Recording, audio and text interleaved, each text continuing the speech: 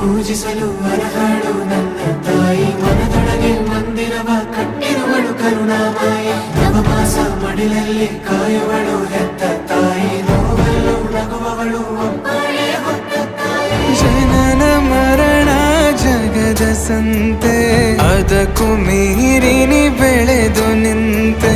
ಕರುಣೆ ಸಹನೆಯ ಮೂರ್ತಿಯಂತೆ, ದೇವರಿಗೂ ನೀ ಸ್ಫೂರ್ತಿಯಂತೆ. ಅದೃಷ್ಟವು ನನ್ನ ಪಾಲಿಗೆ ನಿನ್ನ ಕಂದನು ನಾನಾಗಿ ಹೇ.